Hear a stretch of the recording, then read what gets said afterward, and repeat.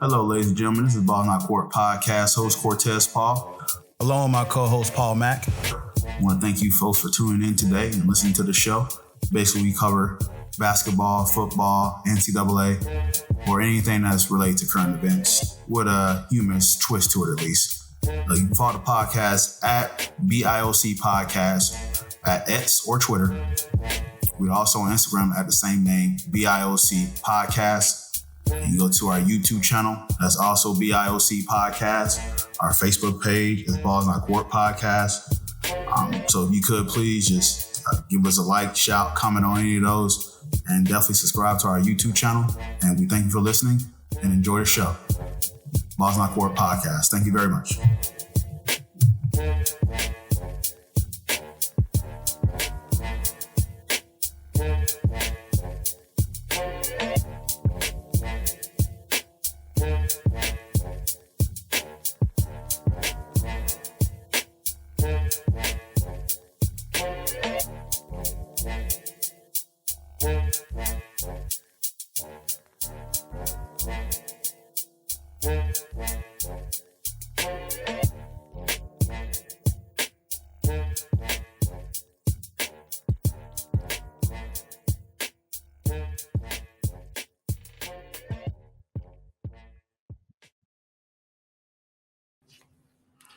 Welcome to the Ball Not Court Podcast. Cortez Paul is here, the usual Paul Mack, CJ Hill, and a guest of mine that I call Big Brother, CL Anthony of the Hardwood Nation, or as he I'm out of jail. He's out of jail. Damn. So It's been a year. Shit. I'm out of jail. Shit. And my shit's working this year. Look, my shit's working. Last year it didn't work. Bro, I love to have you guys on. Don't worry, man. Hey, I'm glad to have you back, man. It's good to have you back, bro. How's everything? You good? Life is good. Good to hear, man. CJ, You gotta say my name right, though. You gotta say my name right. You say That ain't your name. That ain't your name, bro. CL Haliburton.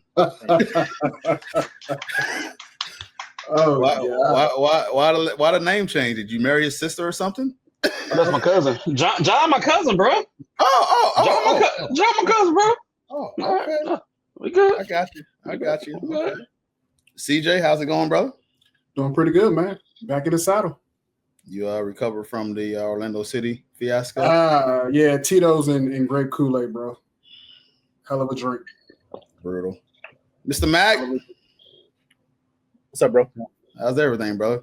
Nixon 9, baby. Let's go. Nixon 9. Hey, Let's apparently go. I heard Carvin Towns got cleared for Game 7, so, he's ready to go. Nah, bro. Nixon 9. We're fine. We're good. We're good. Hey, nonetheless, welcome you guys. It's always a pleasure this time of year. NBA Finals is around the corner, so I'd like to get a panel of us to start discussing this bad boy. So I got some of the best, most opinionated people I got on the podcast. I'm super excited to hear your opinions about this matchup. So this is the Oklahoma City Thunder versus the Indiana Pacers. So how they got here? OKC swept the Grizzlies, beat the Nuggets 4-3, and then beat the Timberwolves 4-1.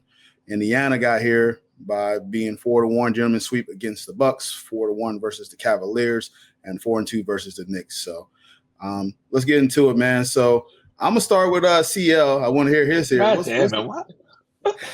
You're the Why guest. I gotta go first? It's been a minute, man. So I want to hear you cut loose, sir. But the first question I'm gonna ask you, man. Now you know I don't need no goddamn script. I know you don't, man. I know you don't. But hey, what's some of your storylines of this series that you're intrigued by? So the storyline of this series is one word: parody. Okay. So for all these motherfuckers that's complaining about, I'm sorry, I'm vulgar for the new people who don't know me. This show ain't for kids, bro. You're all right. Thank you. Yeah. Select not for children on the YouTube shit when you upload it. So for all the motherfuckers that say, oh, this is not the finals that the NBA wanted and all this bullshit, are the same motherfuckers that say we want parity in the league. Well, this is the result of having parity in the league. Okay. Point blank, period. I'll say this. A secondary little small nugget of a storyline is who's going to be the new face of the league. I don't care if you're on Twitter. I don't care where you're at. A foreign player will never be the face of the NBA. Americans will not accept that. Sorry, y'all. It will not be SGA. So that's like a little secondary storyline of this finals matchup. So that's where I'm at with that. Gotcha. Paul, what's the storyline for you? I mean, defense versus offense.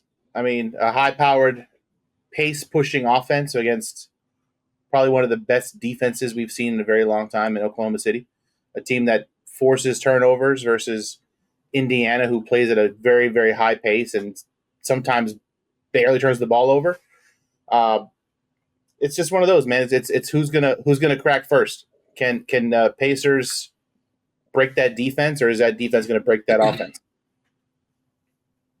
Gotcha. CJ, what's the storyline for you out of this series? I have to go with battle of the point guards. You know, who has a better point guard? Who has a better superstar?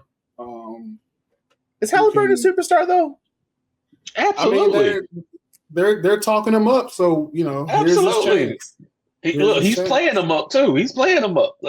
Yeah, he's. I mean, without Pascal Siakam, they don't get past the Knicks, bro. That's fine. They got past him. They got past him. That's cute. That's cute. Okay. that's real cute. That's real cute. Two-time Eastern Conference Finals. Okay. Well, like I said, just battle of the point guards, bro. Who can overcome a Scott Foster game, a Tony Brothers game, like bro, like Jumanji level 19, like who can. So you're saying the storyline is Scott Foster versus the free throw merchant? Is that what you're trying to say? Yeah. The flop monsters and the free throw merchant. Yeah. You know what I mean? Haliburton is your flop monster. Shea, also, you know, everybody know he's a free throw merchant versus Scott Foster and Tony Brooks, because you know they calling the big boys in. They're gonna call the big boys in for this one. So absolutely, that's my storyline. My storyline is just to add on CLs is that there's gonna be a first time NBA champion. No. Nope. Hey, we're not counting them ABA titles. We're not. No. The Thunder still has the lineage of the Seattle Supersonics that won the championship in 1979. I don't count that. So if the Pacers win, we have a new champ. If the Thunders win, we do not. Just saying. Hey, hold up. That was a different. Just saying. I don't. They still had the lineage until they get a new team. That banner's not hanging up in their arena though. Yeah. Doesn't matter. They have the lineage until they get a new team. Until Seattle gets a new team. Hey, to this in Oklahoma City. For the first time, there would be a new NBA in Oklahoma City. Maybe I should reword that. But no, to me, as you add on, man, the parody is great, man. And it's just fun to see just these different names come up and see their stories. And with the parody, hey, listen, at the end of the day, I know injuries are part of the game. It does happen. It's unfortunate. But at the same time, you got to take advantage of the opportunity. And, who took advantage of an injury opportunity? The Pacers. No. Who? Wait, Pacers. Dame Lillard. Come on, bro. Let's back up. And the Cavs. Yes. Let's back up. Forgive me. I just want to say this. The only guy that picked the Pacers to beat the Cleveland Cavaliers before any injuries was this guy. The only guy that picked the that picked the Indiana Pacers to beat Milwaukee was this guy. The only person who said Boston was going to lose to New York was this guy. And I also said Indiana was going to beat New York. So I'm going to keep riding that Pacers bandwagon all the way through the NBA championship. Fuck injuries. I thought you was going to say Jason Tatum. Forgive me, because they was getting their ass kicked before he went down. My bad. Oh, no. Okay, my bad. But no, at the end of the day, listen, they stay healthy and took advantage. And I don't want to word like that, took advantage, but they went ahead and did what they're supposed to do. Yeah, they did what they're supposed to do. But at the end of the day, it is cool to see new, refreshing faces. And then Haliburton responding to the way he responded to being the most overrated player voted by fans. Or no, by players. By players. But I do say this, like for now on, we should go ahead and release that poll every year and just piss off an NBA player. Just go ahead They and should do put it every names year. behind it too. They should Yeah, put names behind it. don't make it anonymous anymore. Oh. Like, Yeah. say it with your chest, bro. Yeah, all the smoke. So let's see what happens when you release the names who say you're overrated. But just a cool story to see, and I'm really excited to see how this NBA final is going to play out. So, Paul, let me start with you because I know you got done playing this team. How should OKC really plan for Tyrese? Nah, bro. Game 7's tomorrow. We're good. You still got the hat though. You should wear the Game 7 hat though. You know what I'm saying? The ones y'all had printed out. That's for tomorrow. There you go. But tell me, what should we do with Haliburton? I mean, it's. I think it's more so everybody else, man. Like, there was some guys they have a lot of shot makers on their team, and I think that helps tremendously. But I also think that the discipline of the Thunder's defense is much different than any defense they've played so far. So I mean, we'll see how that goes. They got a lot of big bodies. You know, whether it's SGA on them, you could put Alex Caruso on them. Someone's going to disrupt him and make him uncomfortable. And I think that's what you have to do is you can't let him control the game. So I think OKC, luckily for them, have a lot of guys that they can throw at Tyrese Haliburton to where it doesn't have to just be SGA. You know, you don't got to risk SGA trying to get any kind of foul trouble. But that's the number one thing is you just can't let him control the pace of the game. You can't let him, get steals, get to loose balls, get them out in transition. So I think if there's a matchup that caters to preventing that, it's probably Oklahoma City. So that's for me. That's the thing is he's the pulse of that team. Like they're going to move with how he goes, and as long as you can keep him under wraps, he's not getting 14, 15 assists. You want to see that number go down, the turnover number go up, and then just force him to hit shots.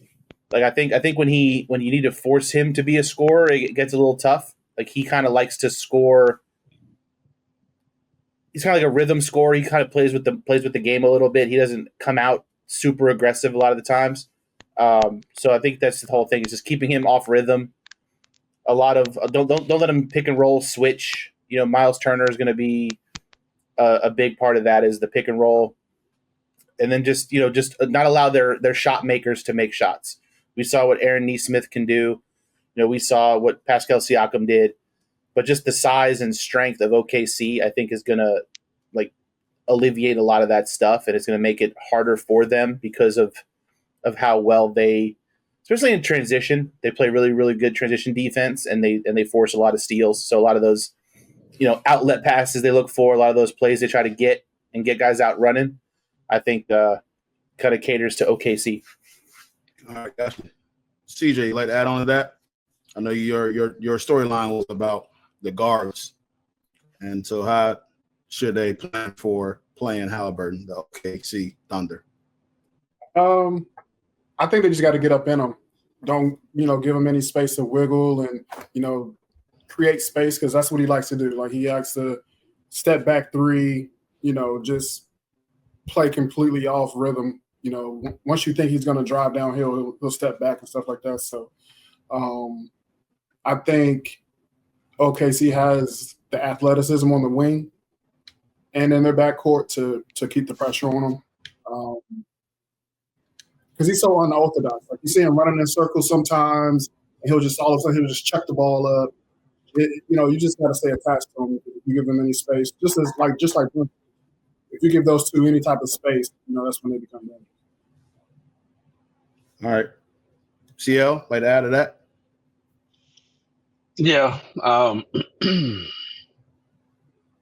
as for much as the love that OKC has been getting, let's be real. Some of the many pundits have already crowned OKC the NBA champions. It's just a matter of how many games is what they're talking about, right? Some say the Pacers don't even. Some say the Pacers don't even stand a chance. Some say it might be a gentleman's sweep of 5 games. I heard someone tell me that Dort is going to be the primary defender on Tyrese Haliburton. I think that would be a gross mistake if Dort is just the primary defender. So when I called that person out, their second choice to guard Tyrese Haliburton was Caruso, and I just laughed at myself. Haliburton can dictate the pace of the game without scoring. He's a great point guard and has great court vision. Okay. So you can try to slow him down if you want, but the guy that was the Eastern Conference Finals MVP, who they don't run plays for, is going to be the X factor in this game. If Tyrese can find him with assists, a few assists there, if Nembhard can hit some threes, because the Pacers as a team has shot the best from the three-point line this playoff run so far, I don't think this series is going to be a layup for the OKC Thunder. I don't. Okay. So people say the Pacers are going to win, but no one's digging in deep of how. The OKC Thunder. Oh, well, they have the better team. Okay, well, let's talk about matchups. Oh, well, they're the deeper team. Okay, let's talk about that, because the Pacers have been the deeper team throughout the playoffs this year. Just ask New York. Oh, well, the Thunder can shoot. The Pacers have actually shot better from three-point line this playoff run. So that's what I'm saying. Like, I hear the noise out there, but no one's breaking it down from a basketball standpoint. And we're not even going to get into coaching. Because if Rick Carlisle can pull this off, he's in the top tier as far as NBA coaches right now. Like, period. Okay.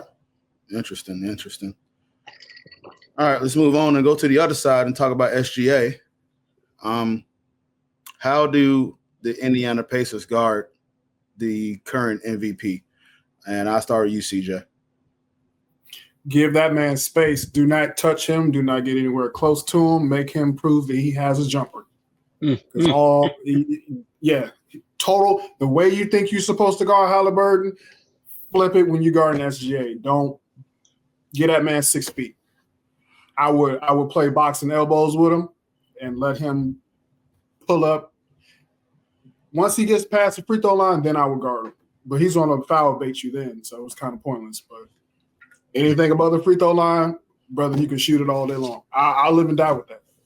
Yeah. Okay. Paul, your thoughts on guarding SGA? It's been interesting so far because he just kind of gets whatever he wants, and I think that's the problem. Is teams guard him a certain way to where he can just pick his spots. Like if you guard him chest to chest, he's going to get by you. He's great in the mid range. He can get to the basket, and obviously like the fouls are one thing, but like that's just what any great player can do is draw contact. It's if they're calling those fouls, like if the refs let them play a little bit and it gets physical. Who knows? But like you have to turn him into a jump shooter, right? He has to be able to see if he can hit threes. You can't let him beat you at the free throw line. He can't be shooting double-digit free throws every game. You got to make him work, and especially like when he gets inside. Like the Pacers aren't a big team, and they're not really a super physical team either. Like Miles Turner. I mean, we saw what Karl Anthony Towns was doing to Miles Turner. He was just going to the basket on him. I mean, he was kicking him in the fucking, kneeing him in the nuts every fucking drive. But don't jump. I don't know. Stay on the ground. I mean, we know what he likes, but damn, like put your knee down sometimes. I'm just saying. But that's the thing though, is just like the size, OKC's size, but like OKC's not like super physical either. Like Chet Holmgren isn't the biggest guy. Like he'll get inside, but it's just you can't let SGA get to where he wants to get. Like he has an idea where he wants to go. He has his sweet spots on the floor. You got to keep him at 20 feet and beyond. You got to let him shoot jump shots and see if he's hitting jump shots. You can't let him just earn extra possessions by drawing a foul, getting to the free throw line. Like you want to use the shot clock. They're not going to try to play super fast because they know what Indiana can do. I mean, they're a well coached team, and it's just. He's gonna get fouls, but you can't let him get your guys in foul trouble to where like you're running the bench early. I know Indiana has a deep rotation to begin with, so I mean they're gonna play 8-9 guys regardless. And we've seen how they utilize their bigs. Obviously, they got Thomas Bryant played really well in Game 6 for the Pacers. So I mean they have a few bigs they could work with, but. Their lack of size, I think, is the only problem because SGA, if he starts getting inside, slipping and finding Hartenstein and Holmgren around the rim, that's where it gets kind of ugly. So you just gotta force them to shoot the lower percentage shots, which is going to be 20 feet and beyond. That's a good call because you know what? SGA, his mid range in the playoffs, he's at 52%. So pretty much you see that jumper within that range is pretty much you get to a spot, he's unguardable there. Yeah, against Minnesota, he just got wherever he wanted, regardless of the fouls. Do you take the fouls out of the picture? Like he just got where he wanted, and it was just rhythm pull-ups all day long. And that's the thing. So if you can try to get him out of that comfort zone with the mid range, that seemed to be a really good, useful move for him. So you got to guard in that mid range, and if you go up on him, he's going to try to blow past you or get contact. But 52% so far in that mid range, and even the year before in the playoffs, he was at 50%. So that midi game is just been real special. Even I watched it the last game that they played, it was just special where he was just making these shots from the mid range. So Indiana just got to get into it, figure out what they want to take away. And the mid range is one of those things they really just got to take away from him. So that's how I kind of try to attack SGA, try to get rid of that mid range or, like you said, shoot the long ball. Because on the flip side, his 3-point percentage is at 30%. So you want to go ahead and try to stretch him out a little bit and force him. And then his free throw percentage is probably at what, 90? Yeah, his free throw percent is pretty much up there. He's I can give you a percentage on that. He's actually at 90%. Wow, 89. So it's one of those, that mid-range of the free throw game is where SGA get a lot of his points from. And you know what, this is kind of what I appreciate about these two teams actually, before we go into the next segment here, is that they're not necessarily wowing or really winning by the three ball. They're doing a lot of old school, going to the rim and getting the mid-range shot, taking the free throw line. So they're taking that approach there that is very methodical. It seemed like the game, and you guys can probably add on to this, I don't know if it's shifting because of these two teams, but even the Knicks, and you look at Minnesota, there was points in the paint. I talked about this last series about OKC and Minnesota. They were the top two teams in the restricted zone. So they score in the paint very well. Anthony Edwards has a tendency to jack threes, but for the most part, he's also good at getting to the rim. So it seemed like these four teams that was left, that before the other two that was decided to go to the NBA Finals, not really relying on the three ball very heavily. So that's something that I kind of been watching that, and this is going to be us in here. So that gets me to my next topic here. Game plans for both of these teams. Let's start with OKC. I actually got a nice little breakdown here, but I want to hear from you guys first before I get into there. So CL. Y'all know me. I dive in some stuff, man. So I got some nuggets I want to share. So no, you and your goddamn stats, guys. my man's a professional, bro. Statistician over here, man. Listen, man. I just passed my Lean Six Sigma yellow belt, man. So I'm feeling kind of cocky right now, I forgot to say something before I answer this question. I forgot to say this in my intro. Fuck Jimmy Butler. Okay, now I'm good. All right. What? I'm good. I had to get that off my chest. I'm good now. Hey, you just had to say that, man. Hey, listen, CJ, he's a Heat fan, so he's got to say what's from the chest. Yeah. So, fuck Jimmy Butler, man. Just fuck Jimmy Butler, man. Yeah. All right, here we go. Game plan.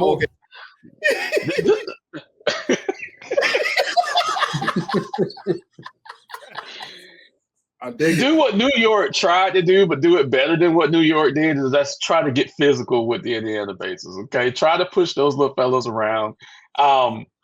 New York had some big bodies, but those big bodies didn't play big, if that makes sense. Okay, so use your size, push those guys around, defend the perimeter very well. You got to switch very well to defend that perimeter. And you just gotta make shots, man. You just gotta make shots. So my man Jalen Williams, the dark one, not the light one, you know what I'm saying? Make some shots.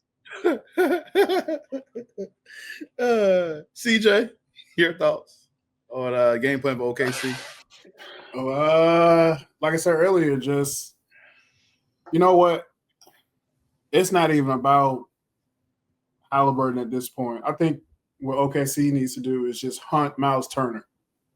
Like, just hunt him. religiously because I think at the end of the day, you get him in foul trouble, he comes out the game, Chet and Hartenstein are going to eat once he gets in foul trouble. So I would just hunt him. And he really doesn't really move that well. He's kind of athletic, but at the same time, he's kind of stiff. So with the master foul merchant, I think, you just got to hunt him. Get him in a one-on-one, make everybody else rotate on defense if you can get by Turner. Okay. Paul, your thoughts on game plan for OKC? I think for OKC, like I think the bigger like point of this game is going to be who's going to have the better bench. I think bench scoring is going to be huge in this series, just because of how they play, how they rotate. They both have deep benches, so I think you have to just not shy away from the game plan. Like the Pacers are going to try to play at a high pace, and you just have to it's almost like watching a hockey game, bro. Like you're just line changing every 5-6 minutes. You're bringing someone in that's fresh just to keep that pace, be able to keep up. Like you saw with the Knicks, like the Knicks were someone like Mitchell Robinson, right? Not super offensively gifted, but early in the game before the pace kind of gets crazy, is he dominates in the shortest of spurts. Like in the first quarter, like his plus minus is huge in the first quarter. It's decent in the third quarter, but like into the second, into the fourth, he's just gassed. Like he can't do that anymore. So like when you have depth like OKC where you could rotate Hartenstein and Holmgren, you got the other Jalen Williams that can come in there. You got Lou Dort, you got Aaron Wiggins. You have all these guys that you could, Alex Caruso. So you have a lot of guys you could bring in. So you at least always have a couple of fresh guys on the floor. And I think that is going to be the kind of the key. So like because you saw like once you go in a drought against the Pacers, like you can get down really fast. Like you can't have a bad like 2 or 3 minutes because you're down double digits. Yeah, they throw haymakers. They throw haymakers, and like it's just the pace does not change. Like whether it's Haliburton comes out, TJ McConnell comes in, it's the same pace. Like he's pushing you, he has you on your heels, he's trying to get into the lane, break you down, kick it out for a corner three. So it's just the discipline of just trusting your guys, and like your bench is gonna, in order to beat the Pacers, like your bench has to be has to show up, because like just you're gonna get tired. You're not gonna really see anybody playing a full 48 in this series. Like you're gonna see high 30s probably, but like I don't see like anyone being able to keep up with that pace for that long. And I just think that you have to kind of like the other two gentlemen were saying, just be physical with them, because as long as you can rotate guys and bang them around, that's going to kind of be your best shot. I firmly believe that as good as they're shooting the 3 ball right now, I don't know if it's sustainable. Mm-hmm. So like I think it's just a matter of like if you could keep them out of the paint, keep them off the offensive glass, because that's the thing too, is you have to limit possessions against the Pacers. They're going to get offensive rebounds. They're going to kick them out for open threes or other opportunities. So you have to rebound. So it's going to be a big series for Hartenstein. He's going to have to crash the boards. Chet's going to have to crash the boards. Jalen Williams is a good rebounder. You're going to need rebounding at the guard position, and it's just that's the key, is just limiting possessions, being physical, and just making them as uncomfortable as you possibly can. Gotcha. All right, here's my thought process on it. I went deep diving on some stats. I know this he doesn't like stats, but I do. So we'll go and talk about some stats, man. So, all right. So there's 2 different styles at play here. So these 2 teams in the playoffs are second and third in pace. So this is a style that they both like to run. That's obvious. We watch them; they're up and down floor, but how they do it is different. 2 different ways. Yeah.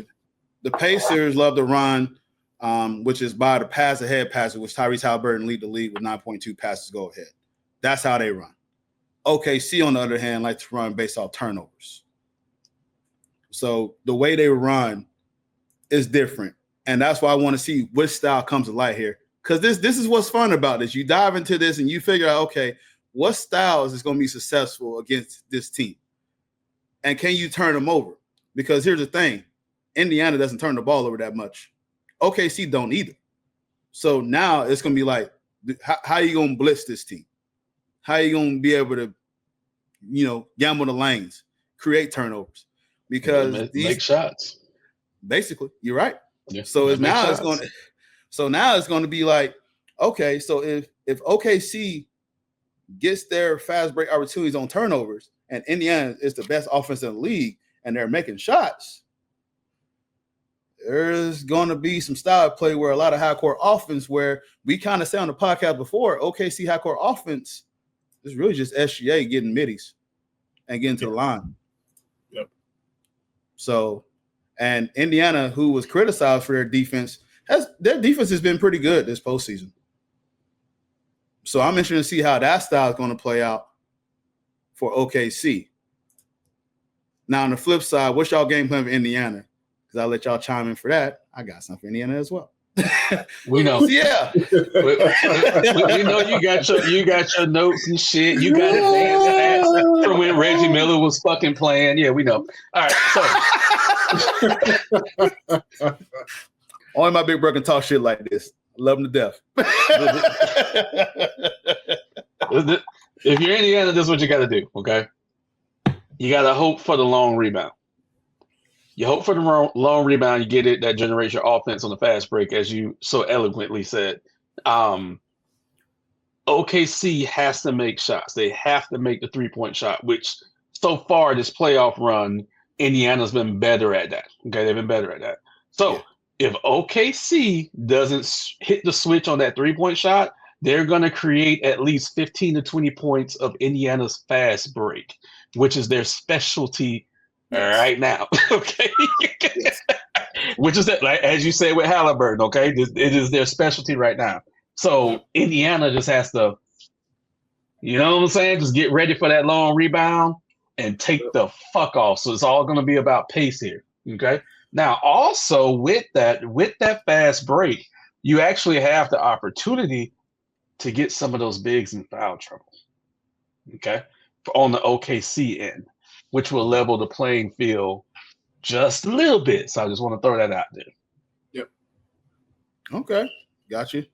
Paul, your thoughts on the game plan for Indiana? To kind of piggyback off what CL's just said. So Indiana right now, for the entire postseason, is dead last in offensive rebounds per game.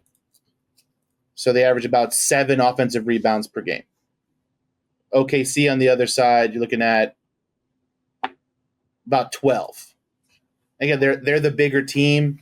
They kind of put themselves in positions where they've kind of, had an advantage there, except for maybe Minnesota. I think Minnesota had a chance to out-rebound them, but neither of these teams are really good rebounding teams.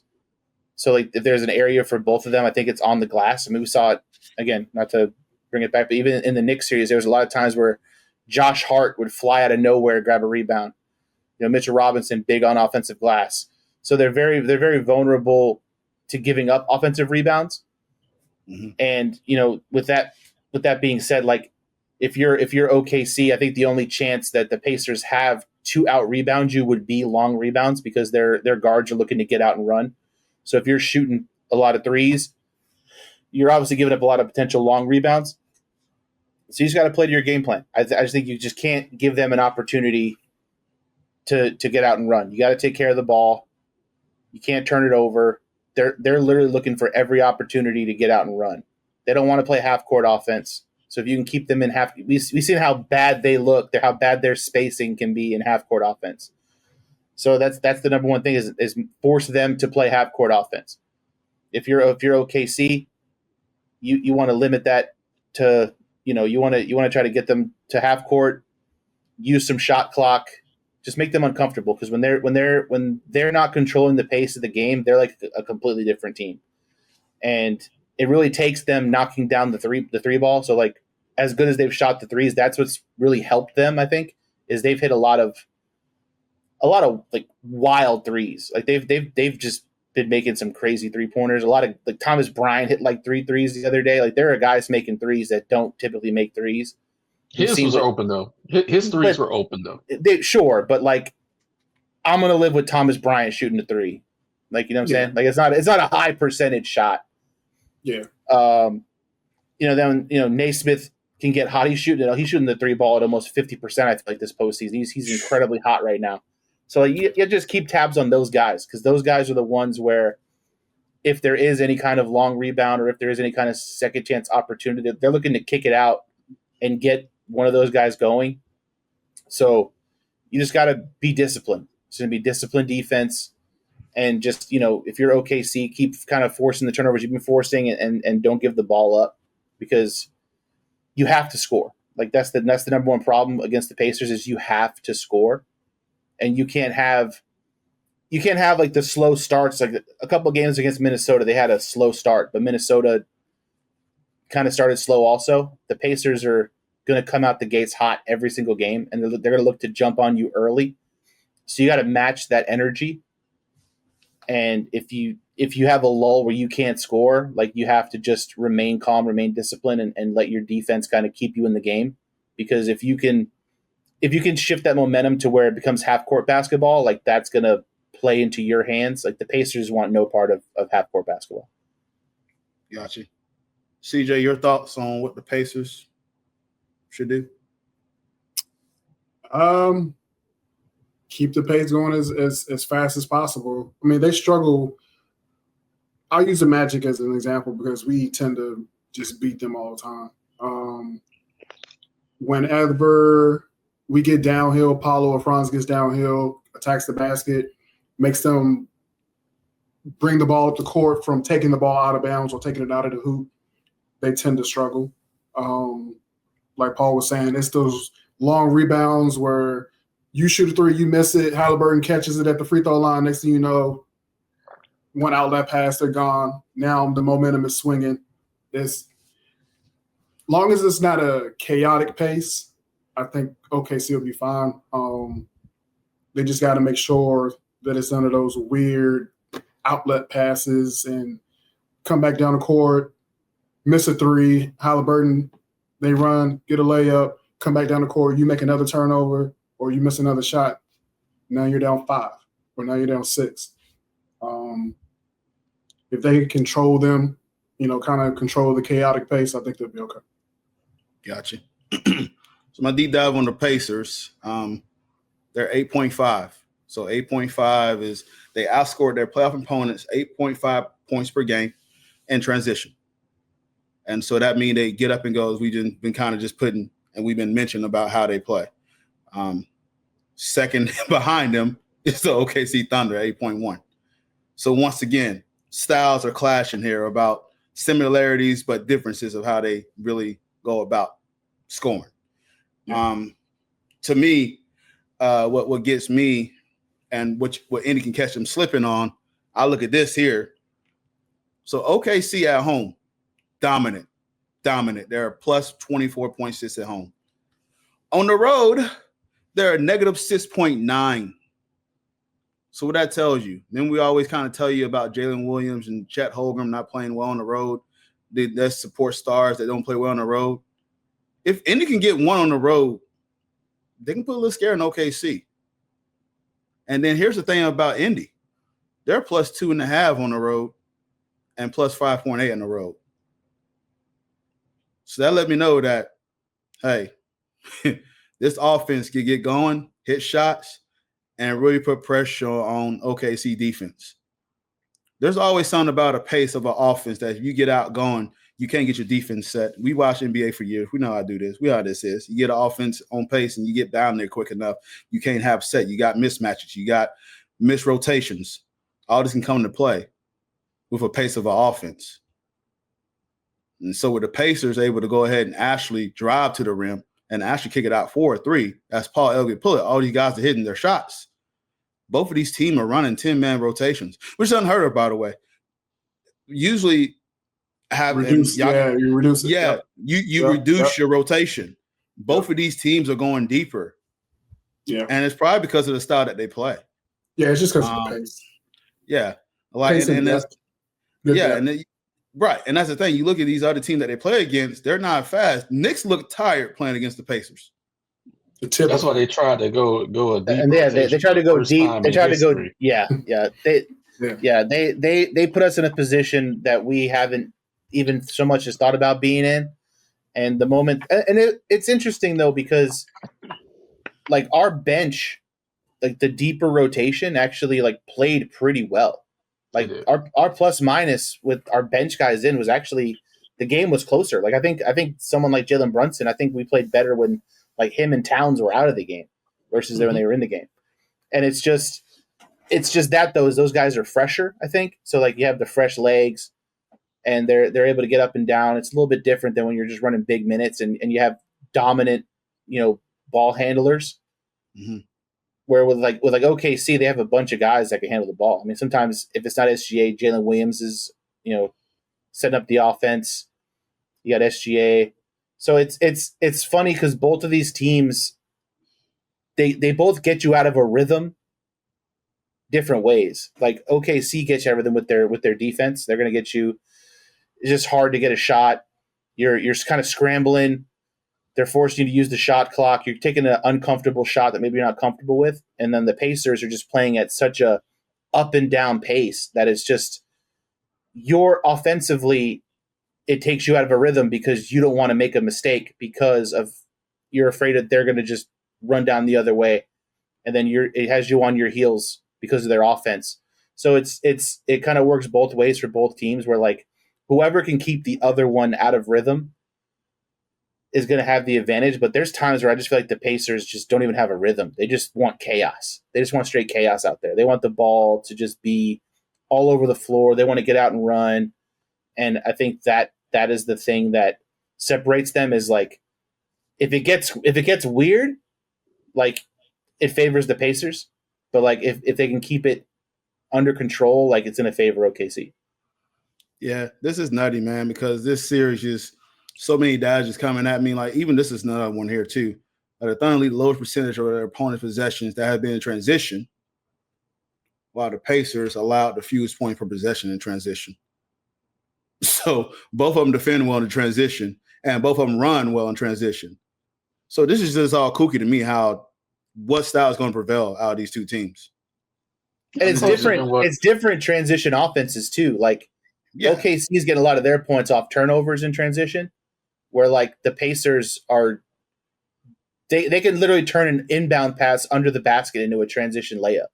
Like it's just, if you're not getting back or if you're not disciplined, how many times did we see against Cleveland or against New York that like, the moment a shot goes up, like someone's down the other side, someone's leaking down there, and like no one gets back. So it's like that's the thing is just.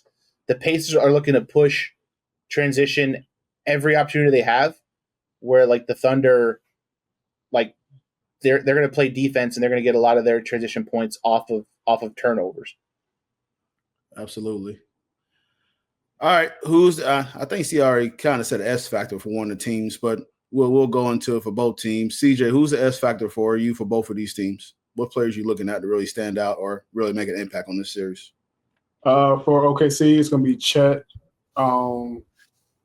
They definitely going to need him to play like a top 5 pick. And for Indiana, I'm going to go with the bench unit, like a collective group, like Naismith, TJ McConnell, the D3 legend. Who's the other guy? Who's another? Obi Toppin. Yeah, Obi Toppin. Can the others be what they were in the next series? Because if they're not, this one is going to go pretty fast. Okay. Paul, who's your S factors? I think if you're OKC, and I think we've seen this a lot of times too, is Jalen Williams. Like I know we're going to be looking at SGA, he's going to be doing his thing, but Jalen Williams has to show up. Like he had some tremendous games against the Timberwolves, and he's like he's a high assist, high rebound. He can get you for 25, 30 if he's going. He's looking to get to the rim. He's kind of established a little bit of a 3-point shot, and he's great defensively. So I think when you're looking at an all-around kind of guy, I think he's kind of a catalyst that kind of keeps OKC going, because there's times where he'll play big minutes while like SJ's on the bench. So like he's kind of always in the game. Mhm. So someone like Jalen Williams, I mean, he's a guy that can get you, he's one of those flirt with a triple double kind of guys if he's rolling. And I think with how like soft the Pacers can be, that kind of favors him a little bit, because like I don't know who's really going to guard him, what his matchup would be. I mean, is it going to be? I mean, Nimhart can't guard him. I guess you can kind of put Siakam on him, but like he could take him out to the perimeter, so it's a little tough. So he's going to kind of have a free range like mismatch most of the time he's on the court. So I'm looking for a big series out of Jalen. I think it's just one of those series where we're honing in on Haliburton and like SGA, but like one of these other guys is going to have a crazy series. And I think if you're the Pacers, like you got to ride Siakam. Like he has championship pedigree. He's won a championship. He can score from anywhere on the court when he's rolling. I mean, he's dominant on the block, depending on who's guarding him. He can stretch out, hit the three. So I mean, it's just going to be one of those. Like the small forwards, I think are going to be a big matchup for both guys. Is it a stretch to say that he's the best Cameroon player? And I know Joel Embiid exists, but he just can't stay healthy. Is it Pascal Siakam? if you want it, yeah, sure. Yeah. I don't know how wise. Look, talent-wise, it's definitely Joel Embiid. He just when he has his feet and knees right. Yeah, exactly. Sia, I'm sorry. Go ahead. S Factor. No, you're good. As far as Siakam, I love him. I love any utility guy right now. I mean, he's greater than a utility guy, but in this role, he's that. I don't subscribe to the notion that Nimhart can't guard Williams. I don't subscribe to that, because we saw what Nimhart did against Jalen Brunson, and he was able to slow him down just a little bit. And we do know that, again, dark-skinned Jalen Williams can disappear sometimes. Let's not forget that. Okay, let's not forget that too. You're right, Sia. On the road too, he's been bad. But go ahead. I'm sorry. I'm just throwing that out there. But Siakam is going to be my guy as far as the X factor. The OKC Thunder cannot let Indiana steal a game, and I mean those first two games.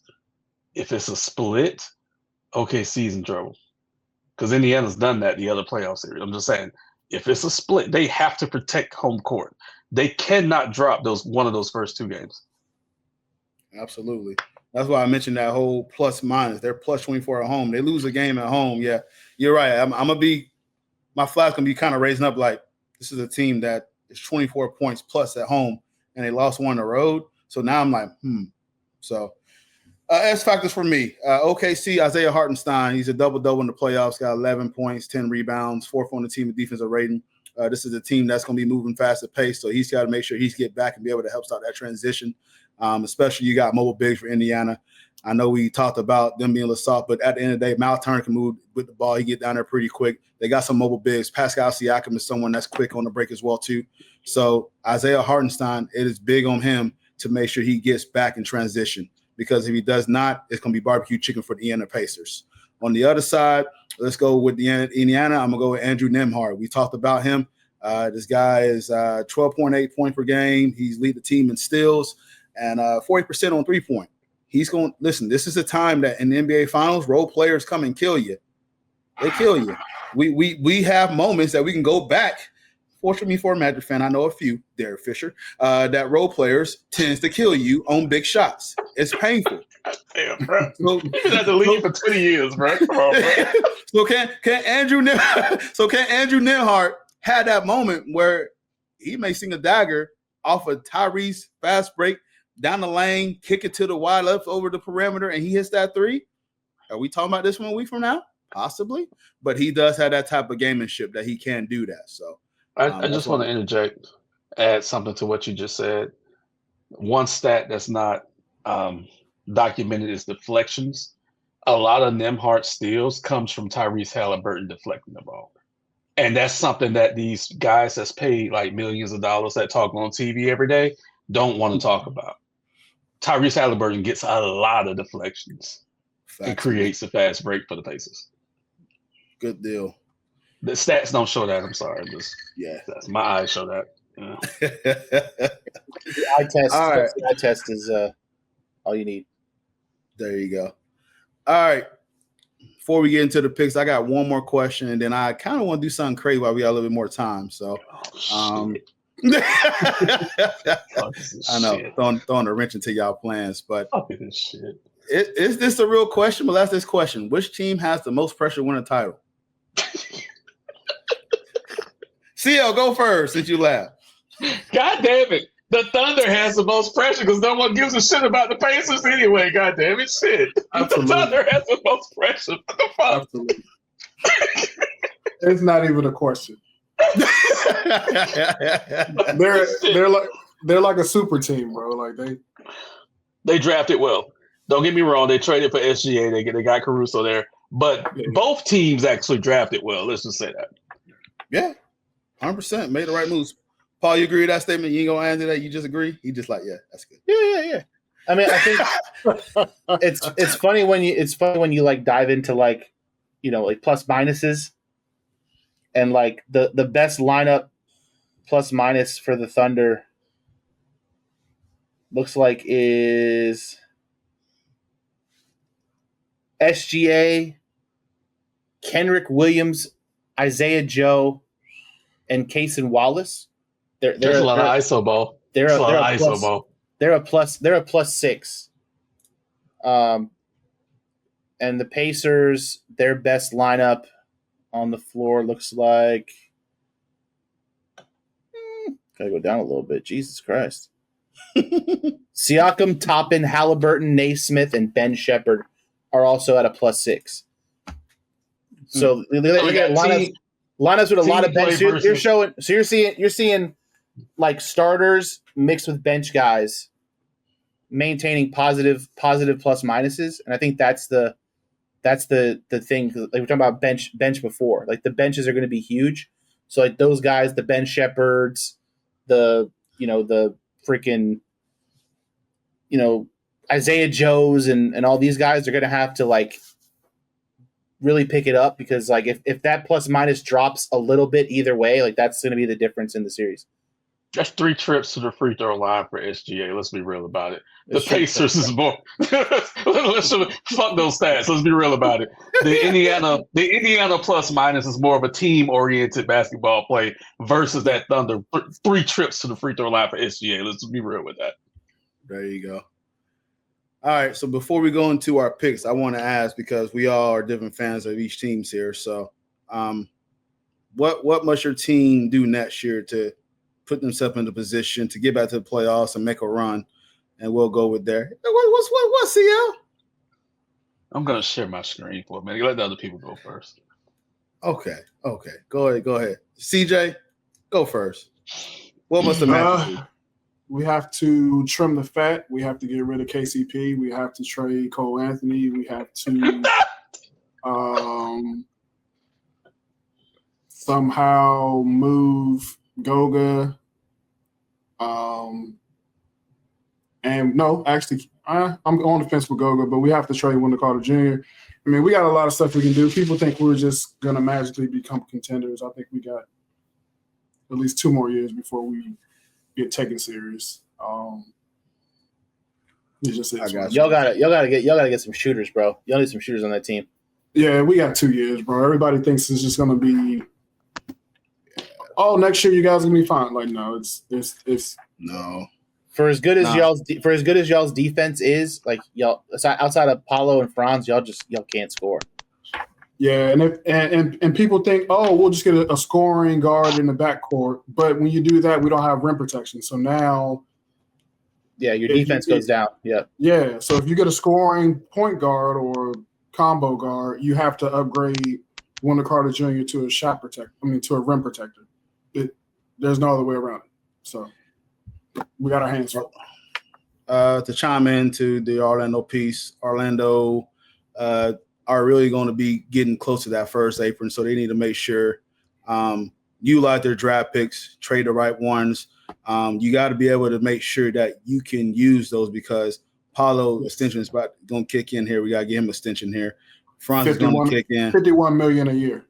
Exactly. So I'm not too crazy about make the right moves. I'm on board with trying to get either a Colin Sesson or an Anthony Simons type of person here. Like Colin Sesson is one of those that can kind of help you with the defense and still be a playmaker on that side of the ball. And he can shoot the ball pretty well. And he's a dog. So I want to see him in that. Jalen Suggs and that kind of backcourt with him would be kind of fun to watch. KCP, I give him one more year, but the thing that I like what Joe Wubman did, it's a 3-year deal. So it's not long. Maybe he'll figure it out. I know we've been linked to Nickel and Alexander Walker, blanking on the dude's name, but we're linked to him. So maybe I will try. At least what I would do is trade a draft pick and keep one of the draft picks and see where we go from there. And get some shooting, get some playmaking, and kind of short that bench a little bit. I love Cole. That's my guy. Don't know if he's gonna stick around a little bit, but don't disrespect my cousin, bro. No, that's my guy.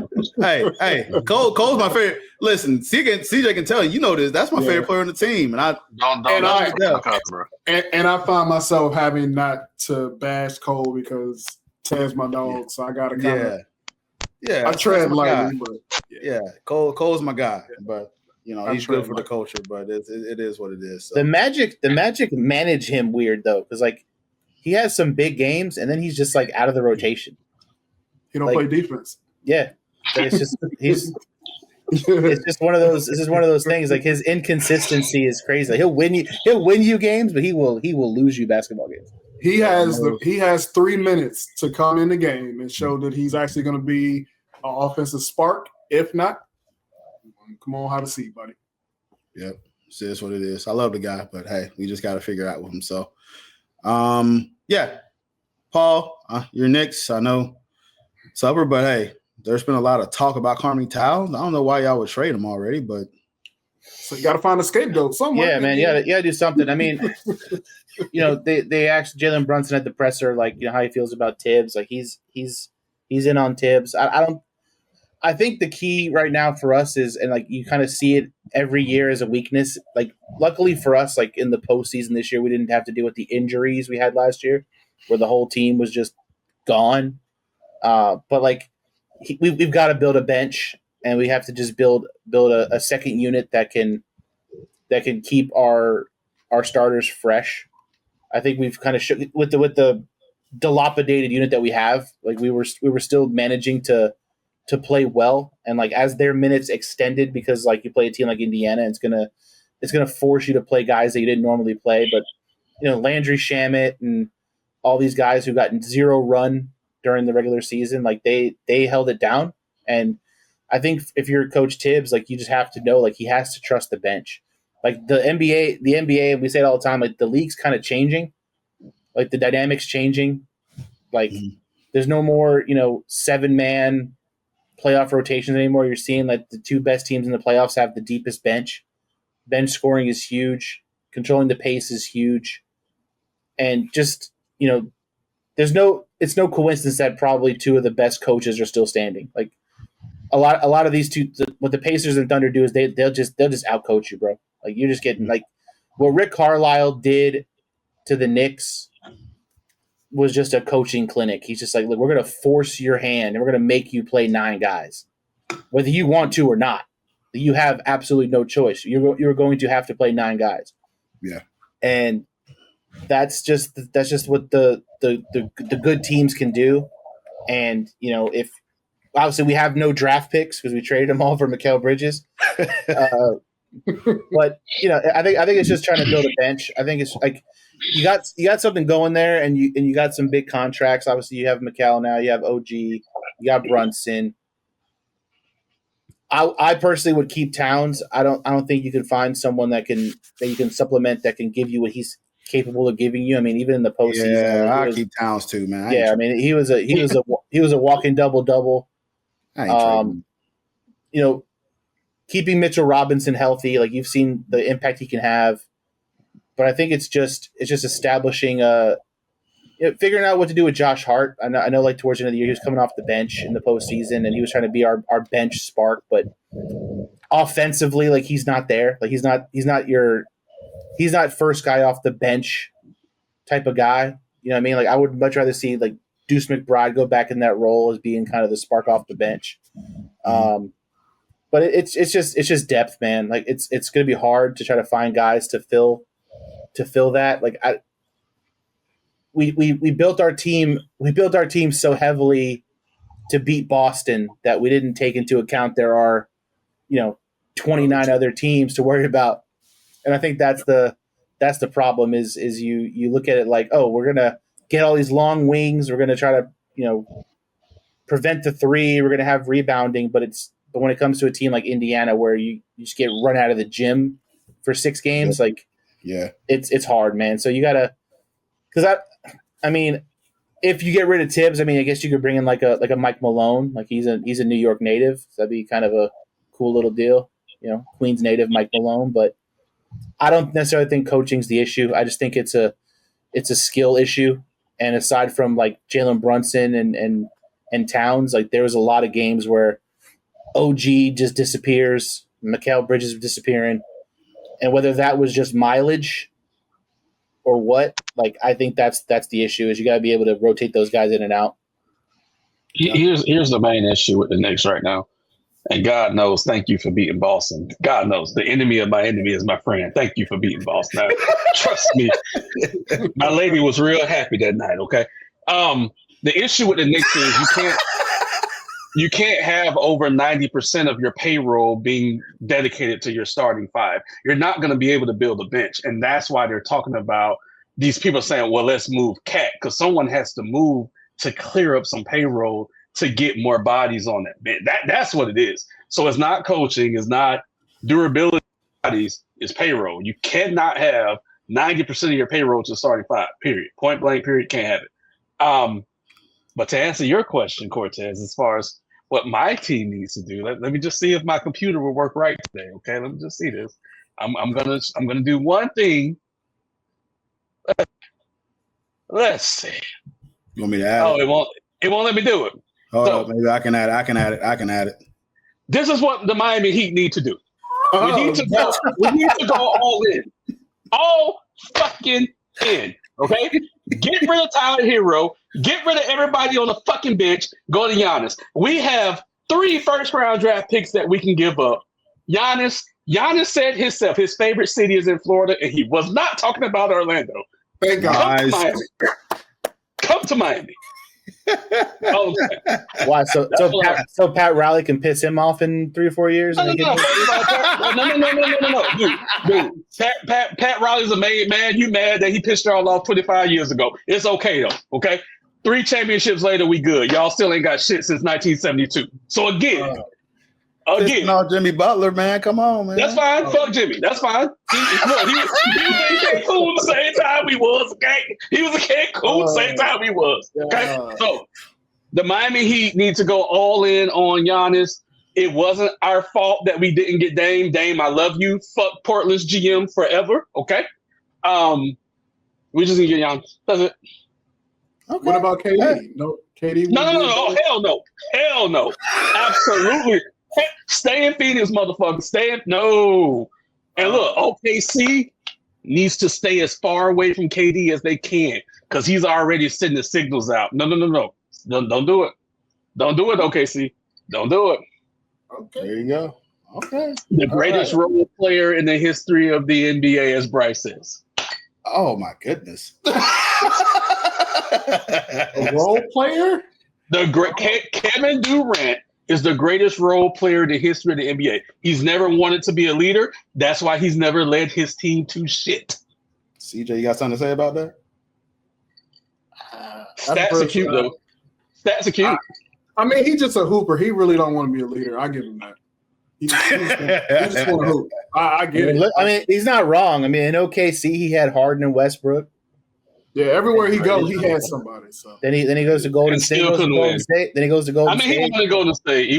But hell, that was still off the back of Steph and Draymond and Clay. Let's just be real about it. Yeah, he's not wrong there. He just want to hoop, bro. He ain't really no leader. And hopefully Anthony Edwards doesn't fall in his footsteps. Too late. Oh man! All right, so let's get to it. I just want to get that segue in and then now we're gonna come to the moment of truth. We're gonna make our picks. And I'm starting with CJ first. CJ, who you picking? How many games? Why? Oh, all right. I've been wrong a lot these playoff series or playoffs this year. I'm gonna go with OKC in 5. I think the size, the front court size. I think the foul merchant, he gets the job done, and then you have the rest of the guys that kind of come in and clean up things. So Okay. give me OKC in 5. OKC in 5. Mr. Mac, who you got and how many games and why? I mean, first off, like I said, Knicks in 9. So like we're not. Hold on now. Cortez, take your Twitter feed. I don't know if Paul got me on Twitter, but Cortez, take your Twitter feed. I said something for Paul. But I mean, it just seems like the stars are aligning for OKC and all these young guys to get one. I mean, we talk about how they built that team, and it just shows you kind of how important a guy like Isaiah Hartenstein is. Like I think the Knicks losing him was huge. But like I said against the Knicks, and it almost panned out that way. I mean, regardless of how Game 6 ended, like for the most part, like most of those games were a possession or two away from going the other way. Mm-hmm. And the Knicks didn't play great defense. So I think as long as you can kind of, keep it out of the 130s, I think OKC has an even better chance. I mean, Pacers are really good at home. They're good on the road. I'll take OKC in 6. Gotcha. CL, Haliburton. That's right. You already know. Why? You already know. Indiana gets the split. They wrap it up in 6 games. Okay. Yeah. All right. My head is telling me to go with the OKC Thunder in 6. And the thing is, I just look at recently, I know Indiana's got this top-notch offense and this run all cylinders. But, man, this OKC defense is historic, man. And so I'm going with OKC in 6. But I will add this, though. I got a lot of Pacer friends, man. And I'm rooting for it. Listen, I am. But here's the thing. I'm picking OKC to win. But by the God of faith, I am praying Indiana win this. Please. You should fucking pick Indiana then. Get the fuck out of here. Well, no, this is the reason why. I'm just being logical. I'm making the pick. But here, no. He's trying to work through it. He's trying to unpack it, work through it. Listen, he gonna change game 4. Nah, but this go back to OKC Twitter, because every time I get on OKC Twitter, they want to do a 2022 redraft and pick fucking Paulo. Can I change mine? Pacers in 4, dog. Pacers in 4. Pacers in 4. And Jalen Williams is better than Paulo Banchero. Yeah, that's bullshit. That's bullshit. I forgot, bro. That's bullshit. That's bullshit. I'm not calling all OKC fans out. I'm not. Pacers in 4. But I am rooting for your demise, and I'm hoping the Pacers prove me wrong and beat y'all. Can I say something? Before we wrap up, I want to say something, okay? I believe this was the last crew last year when I was having technical difficulties, and all of us picked the Dallas Mavericks to beat the Boston Celtics. And I laid out a pretty good game plan on why the Dallas Mavericks would beat Boston. Now, we were all wrong, and that's fine. I would take that. But at least y'all know now that I was right, that the Boston Celtics were false prophets. I just want to say that. New York, thank you again. It is always fuck Boston. Always. Oh, 100%. I'm gonna add this to the show. I'm gonna tell you this. The last 2 teams that played Orlando dealt with injuries. So Boston got roughed up by Orlando. They did. This can run. I picked Orlando to beat Boston. Yeah, and I'm telling you, we had Mo Wagner and Jalen Suggs. For sure. It would have been a different series. And Boston fans look at me stupid when I say that, but I'm like, listen, you guys are finesse. Boston are finesse. Mm-hmm. And my TikTok that I caught, and me and Paul said this team's gonna break up, and they still blowing up my TikTok right now, talking about, oh, you a Magic fan, you know what you talking about? No, listen, we came in the league to 1989. How many rings have y'all won after 1989? I don't want to hear from Celtics fans. Shut up. Look, they were going to break up last year had they not won.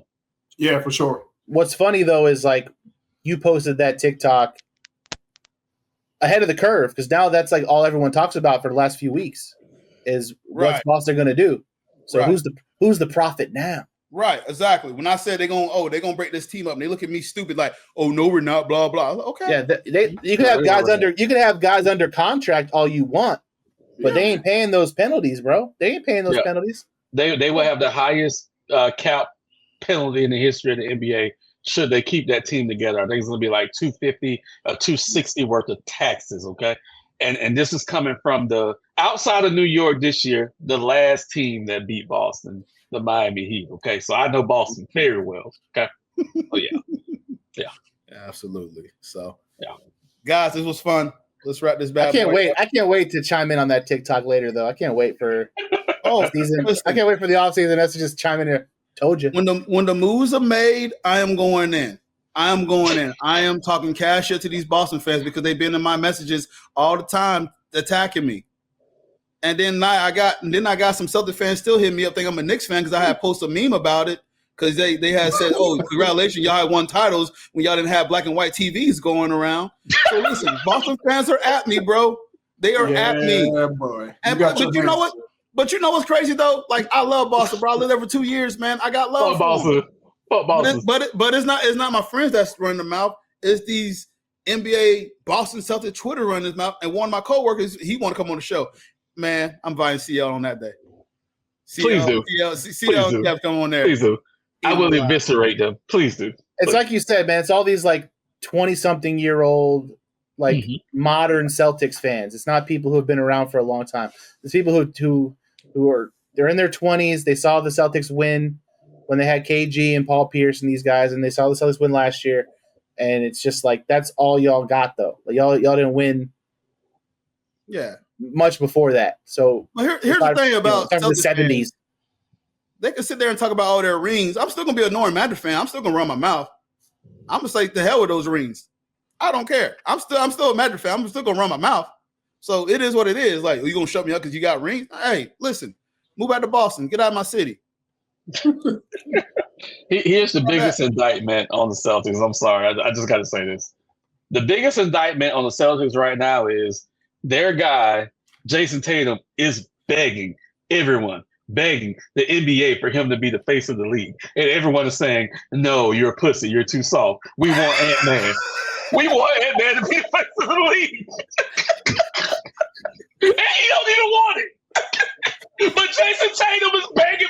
He is literally begging for it. Okay? Please.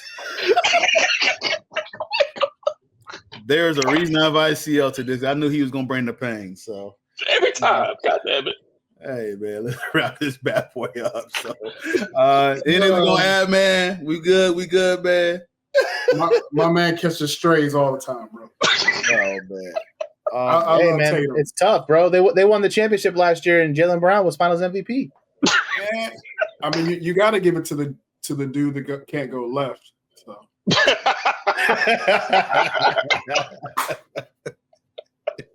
I mean, Silverman said, chill. Give it the to one that's gonna be going next year, right? Yeah. Give it to the dude that talks a lot and complains a lot.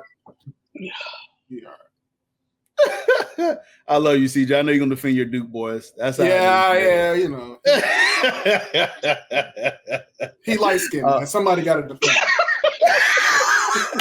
See, I can't say that stuff, bro. That's not. Yeah, I'm talking. Hey, I got you. Yeah. He got it.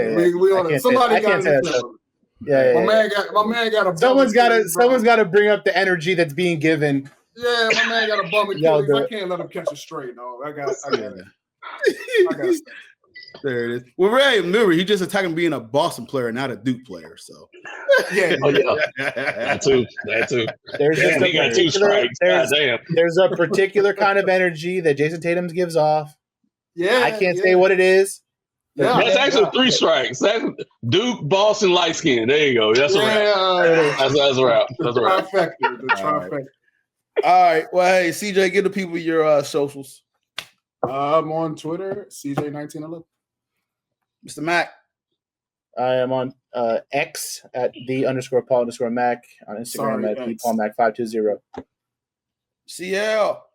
It's still motherfucking Twitter at _Hardwood Nation. We celebrating 15 years this year because everybody loves hardwood. Okay, there we go. And support the Hardwood Nation podcast. Him and Bryce. Bryce is my Cold Magic fan that I rock with. Show them some love. Give them a like on the page, man. They do good stuff. I started with CL, man, so it's always a pleasure to have him on the show. So you can find me at @CP. Twitter, you can get us at Balls on Court BIOC Podcast. You can get us at TikTok BOC Podcast. Our Instagram is at BOC Podcast. Facebook, it's not suspended. It's back up and running. Balls on Court Podcast. Hey, shout out to the 100 followers that we got for streaming the game, baby. So it's all love, man. Take them 100, bro. Take them. Look, I'm at 136. We were at 136 for 3 years. Exactly, baby. Hey, we're up over 400 now. Yeah, we're up 400 now, man. Hey, listen. Hey, take my account to get suspended, bro. I can run the page, run the Facebook account. Yeah, love man. you guys. Hey, I'll be in jail for Facebook jail. I'm wearing the wrong hat. I should have worn mine. It's only illegal if you get caught. We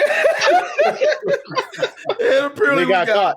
So yeah, we got caught. So but make sure you tune into the podcast. Go to you can just go get us at BLC Podcast. We're at YouTube. Get us there.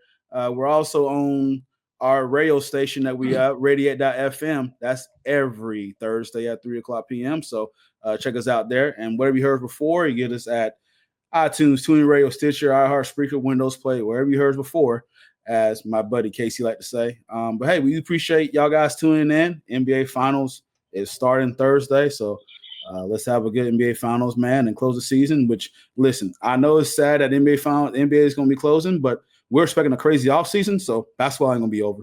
It ain't going to be. Come on, Giannis. Come on, Giannis. Come on. There it is. Call me, bro. Call me, bro. There it is. Well, hey, speaking for CJ Hill, CL Haliburton, a.k.a. CL Anthony, Paul Mack, Cortez Paul, Balls Not Court Podcast. Take care, baby.